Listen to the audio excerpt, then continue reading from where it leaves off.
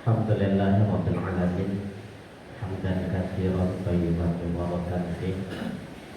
Asyhadu an la ilaha illallah wahdahu la syarika lah wa asyhadu anna Muhammadan abduhu wa rasuluh sallallahu alaihi wasallam la nabiyya wa rasula ba'da amma ba'd.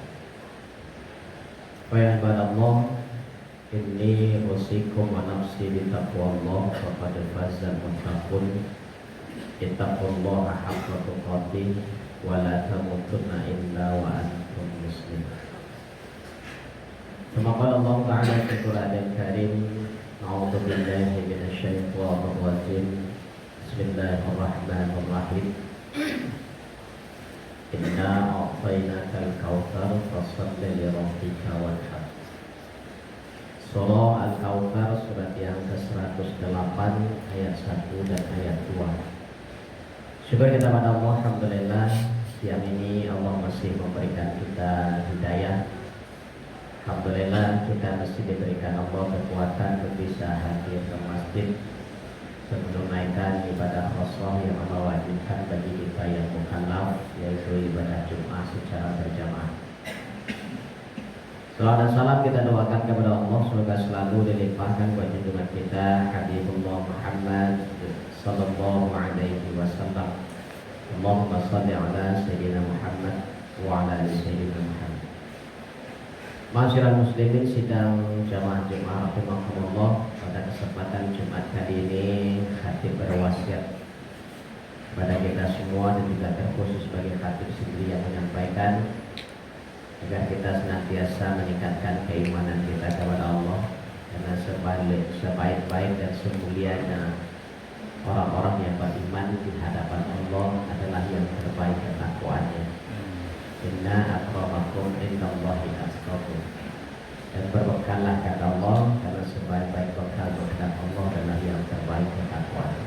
Tasawwadu fa inna khairaz zadi taqwa. Maka sebagai wasiat takwa pada siang hari ini kita lantaskan pada firman Allah dalam surah Al-Kautsar surat yang ke-108 ayat 1 dan ayat 2. Kata Allah, Inna a'tainakal kautsar. Sesungguhnya kami telah memberikan kepadamu nikmat yang sangat banyak. Kautsar itu berasal dari bahasa katsir. Katsir itu artinya banyak. Kalau sangat banyak atau lebih banyak, itu bahasanya kaitsar. Jadi jamak dari katsir itu kaitsar. Jadi secara lazimnya bunyi bahasa katsir itu adalah kaitsar. Kalau di dalam bahasa Al-Quran sebenarnya, kalau kita pakai kelaziman bahasa Arab itu inna a'tainakal kautsar. Tapi Allah sengaja mengganti huruf ya dari kata kautsar itu dengan huruf waw, sehingga dia menjadi kautsar. Dia tidak merubah arti, hanya mengganti huruf satu saja dari huruf ya menjadi huruf waw, sehingga bahasanya menjadi inna a'tainakal kautsar. Dia tidak merubah arti, tapi dia merubah sifat. Karena secara leksologi bahasa itu sifat huruf dalam huruf hijaiyah. Huruf waw itu memiliki arti dan sifat lebih berat daripada huruf ya. Makanya kalau untuk kata ganti dia dalam bahasa Arab untuk laki-laki huwa menggunakan kata waw. Sementara untuk perempuan hiya. Artinya laki-laki itu memiliki tanggung jawab lebih berat. Makanya kata ganti dia itu ganti di dalam bahasa Arab menjadi huwa. Di waw itu memiliki sifat lebih berat daripada huruf ya.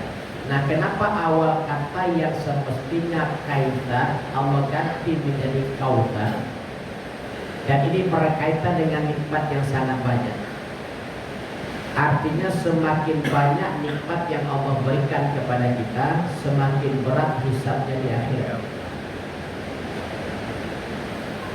Semakin banyak harta Allah titipkan kepada kita, semakin berat langkah kaki kita besok di akhirat.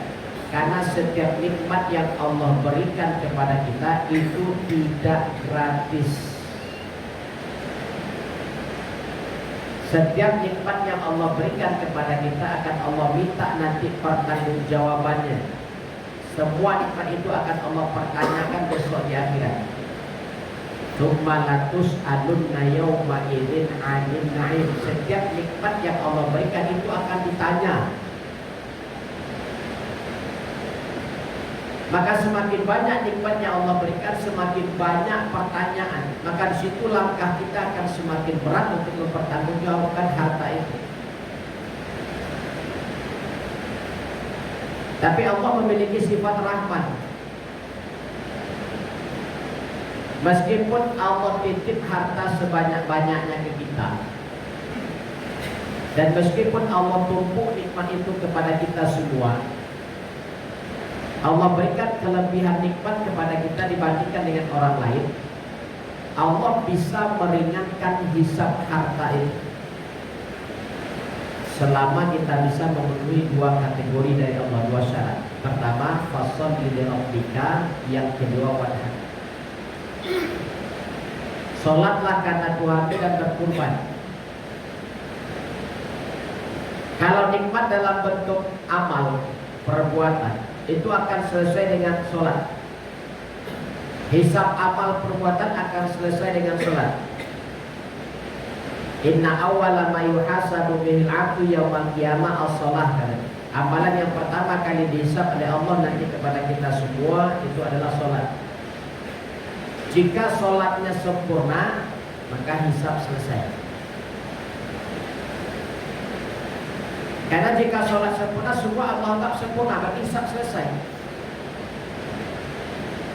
Tapi kalau untuk masalah hisab harta, tidak cukup hanya dengan sholat. Tapi Allah juga minta sholat dan kurban. Jadi kalau ingin meringankan hisab amalan dan hisab harta kita besok di akhirat, maka sejalankan fasholli li rabbika wanhar. Sholatlah dan berkurbanlah. Tapi kata kurban atau menyembelih hewannya Allah pakai kata wanhar, bukan kata yang lain. Di dalam Al-Quran itu ada 3 kata menyembelih hewan. Pertama Allah sebut dengan wadhbah, yang kedua wadhahi, dan yang ketiga wanhar.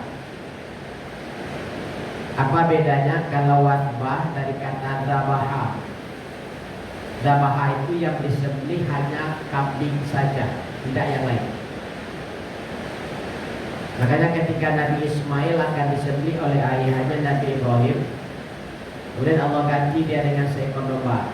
Faqadainahu bidzibhin 'azim. Kami ganti dia dengan sembelihan berbentuk kambing dari surga yang besar. Dzibhin itu dari kata dzabaha.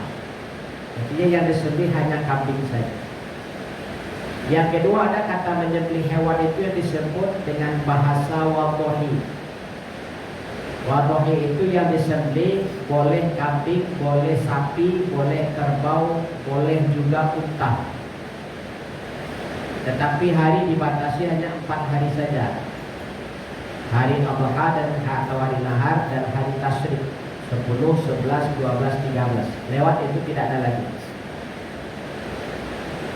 Makanya Nabi mengatakan dalam hadis Bukhari Muslim, maka lahu sa'a, siapapun yang memiliki harta dan kelapangan harta untuk berkurban, falam yudhahi, tapi dia tetap tidak mau berkurban dari salah satu 4 hewan kurban tadi.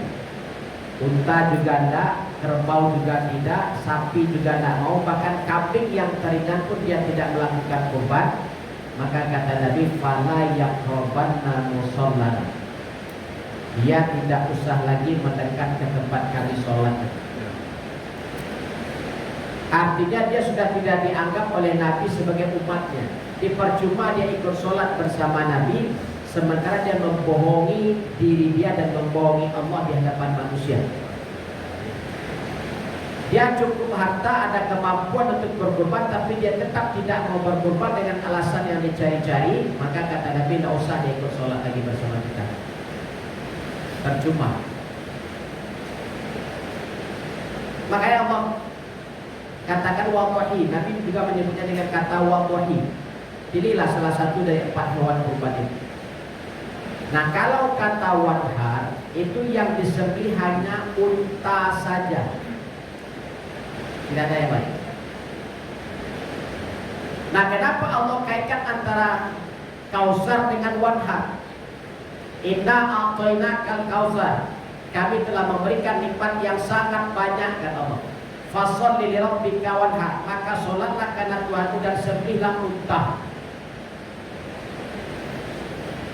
Kenapa unta yang Allah suruh sembelih? Unta itu tidak bisa kita artikan wanhar itu dengan kata unta harfiah. Karena yang dimaknakan dengan kata unta yang dikaitkan dengan Al-Kautsar, itu unta itu lambang dari hewan kurban yang paling besar dan paling mahal. Jadi pesan Allah kepada kita, jika kami memberikan kepada kalian nikmat yang banyak, maka besarkan jugalah nilai kurbannya. Maka dikatakan wanhar di situ, pilihlah kurban yang paling besar nilainya. Di artinya berkurban itu tidak mesti harus 1/7, tidak mesti harus dengan seekor kambing. Tetapi kita harus berkurban sesuai dengan nikmat yang sudah Allah berikan. Semakin banyak nikmat, semakin besar nilai kurban. Karena kalau kita kaji hadisnya tentang 7 orang untuk 1 ekor sapi dan 10 orang untuk 1 ekor unta, itu hadis itu ditujukan bukan untuk kurban. Nabi tidak pernah membatasi dan menetapkan 7 untuk 1 orang, itu tidak ada. 7 orang untuk 1 ekor sapi. Tapi hadis itu untuk hadyu. Hadyu itu denda yang mesti dibayarkan oleh jamaah haji yang telah pasang niat untuk berhaji, sudah mengambil mikot tapi tidak jadi melaksanakan haji, maka dia harus membayar hadyu. Jadi Nabi dulu tahun ke-6 Hijrah itu berencana akan haji dan umroh. Beliau sampaikan kepada sahabat, tahun ini insya Allah saya akan haji. Bagi yang mau ikut silahkan ikut bersama saya. Pada hari keberangkatan Nabi ternyata diikuti oleh 1.500 orang sahabat yang ingin juga ikut berhaji bersama Nabi.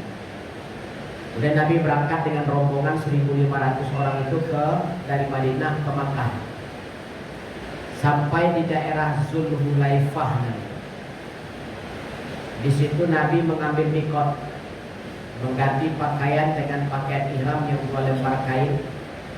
Kemudian sholat sunat ihram 2 rakaat, kemudian pasang niat untuk melaksanakan haji.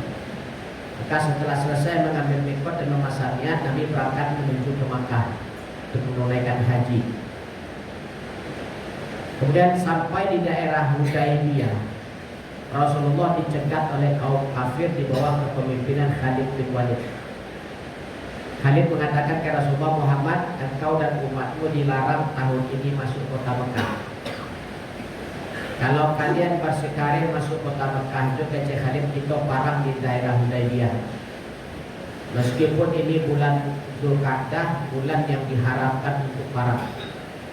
Tapi kalau kalian ngotot masuk ke Makkah ini, parang awak risiko. Kata Nabi, lebih baik kita rundingkan. Maka dibuatlah perundingan di situ, dapat kesepakatan dan bentuk dalam satu perjanjian. Perjanjian itu yang dikenal dengan perjanjian Hudaybiyah. Di situ poin yang utamanya, umat Islam tahun ini dilarang masuk kota Mekah, tahun depan baru diizinkan kembali masuk ke kota Mekah. Karena tujuan Nabi ke Mekah ingin berhaji, bukan ingin perang, maka Nabi setujui kesepakatan itu, sehingga kata Nabi, kita tidak jadi melaksanakan haji tahun ini, maka kita kembali ke Madinah. Kata sahabat, oh tidak bisa, Nabi gitu lah pasang ihram, lah pasang niat, Nabi mikot. tidak mungkin kita batalkan.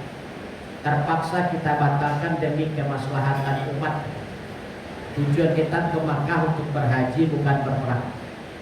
Maka untuk menembus haji yang tidak jadi kita laksanakan tahun ini, maka sembelihlah hadyu. Hadyu itu denda yang harus kalian bayarkan karena tidak jadi melaksanakan haji, karena kalian sudah pasang niat dari Dzulhulaifah. Maka carilah 1 ekor kambing untuk masing-masing kalian sebagai hadyunya. 1 orang hadyunya 1 ekor kambing. Kata sahabat, bahkan mencari kambing yang 1.500 di daerah orang Bodabina mungkin. Kalau enggak, kata Nabi, cobalah kalian cari sapi atau unta. Maka untuk 1 sapi itu patungan kalian 7 orang, dan untuk 1 ekor unta patungan kalian sebanyak 10 orang. Maka dicari sapi di dagang ketemu, akhirnya unta sahabat yang berangkat haji itu yang dibeli sebanyak 150 ekor unta untuk hadyu sebanyak 1.500 orang sahabat yang berhaji. Jadi 1 sapi untuk 7 orang itu bukan hadis untuk kurban. Jadi tidak ada takarannya kurban itu mesti harus sepertujuh, dah. Tidak ada standarnya kurban itu sepertujuh untuk 1 orang, dah.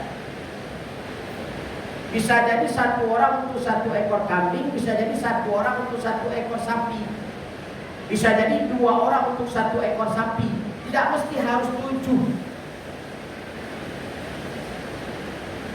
Karena Allah sudah mengatakan Al-Kautsar, jika kami telah memberikan nikmat yang banyak kepada kalian, wanhar, pilihlah kurbannya yang paling besar, supaya hisab harta kalian Allah ringankan di akhirat. Ini makna dibalik kata Kautsar dengan wanhar, pilihan Allah. Jadi kalau ingin hisab harta kita yang banyak itu diringankan Allah, maka besarkan nilai kurbannya. Atau hitungan kasa-kasanya lah, kaum muslimin sedang jamaah Jumat rahimahullah. Hitungan kasanya, dan sampai pajak utawah lebih gadang nilainya kita keluarkan setiap tahun, dengan nilai kurban yang kita keluarkan juga setiap tahun. Misal kalau orang punya auto Avanza, pajaknya misalnya 3 juta setahun, minimal dia juga harus berkurban dengan nilai yang sama dengan itu. Kalau orang punya Toyota Innova, apalagi yang reborn, berapa pajaknya per tahun? Misalnya 5 atau sampai 7 juta setahun, berarti nilai kurbannya minimal sama dengan pajak mobil reborn. Dan bisa lagi dia berkurban dengan 1 ekor kambing, minimal dia berkurban dengan 2 ekor kambing. Bagaimana kalau dia memiliki mobil CR-V? Berapa pajaknya setahun? Maka dia harus berkurban dengan nilai yang sama dengan pajaknya, kalau bisa lebih. Bagaimana dengan Pajero atau Fortuner? Berapa pajaknya setahun? Minimal, kalau seandainya Fortuner yang sekarang itu pajaknya 13 juta, berarti dia berkurbanlah dengan harga 13 juta itu sudah 4 ekor kambingnya. Dan bisa dia lagi berkurban dengan 1 ekor kambing. Jadi artinya tidak mesti 1 orang itu berkurban hanya dengan 1 ekor kambing juga. Tapi kata Allah, auditlah harta kalian, inna a'tainakal kautsar. Sudahkah kami berikan nikmat yang sangat banyak untuk kalian?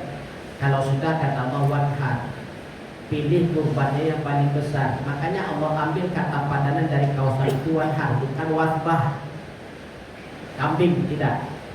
Tapi Allah katakan wanhar, sembelihlah yang paling besar nilai kurbannya. Makanya selama ini kita hanya berpatokan selalu sepertujuh. Sementara pajak mobil yang kita keluarkan setiap tahun itu melebihi dari nilai kurban yang kita keluarkan setiap tahun. Ini yang akan memberatkan hisab harta kita besok di akhirat. Makanya hadis tentang sepertujuh itu tidak berlaku untuk kurban sebenarnya. Tapi kalau hari ini kita pakai, ini hanya untuk penyetaraan, pemudahan penyelenggaraan hewan kurban. Tidak lebih dari itu. Daripada kita menyembelih 70 ekor kambing, lebih baik kita mudahkan dengan menyembelih 10 ekor sapi. hanya untuk itu. Tapi pandangan kewajiban berkurban tidak mesti harus sepertujuh. Kalian kembali harta kita, audit kembali harta kita sendiri. Pantaskah kita hari ini masih berkurban dengan 1 ekor kambing? Kalau di rumah itu kadang-kadang ada 3 auto yang taga, CRV taga, Ribbon taga, Jazz taga. Kira-kira barang pajak tadi kita keluarkan dari 3 mobil, masih pantaskah kita berkurban dengan 1 ekor kambing untuk 1 keluarga? Maka auditlah kembali harta kita, baru tentukan berapa nilai kurban yang mesti kita keluarkan di tahun ini. Mudah-mudahan ada manfaatnya. Barakallahu li wa lakum fil Qur'anil Karim wa nafa'ani wa iyyakum bima fihi minal ayati wa dzikril hakim wa taqabbala minni wa minkum tilawatahu innahu huwal ghafurur rahim.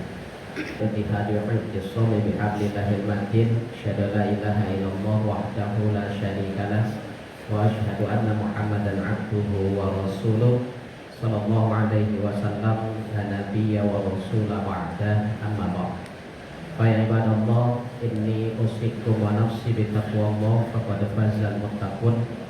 Ittaqullaha haqqa tuqatih wa la tamutunna illa wa antum muslimun. Kama qala Allah Ta'ala fil Qur'anil Karim, na'udzu billahi minasy syaithanir rajim. Bismillahirrahmanirrahim.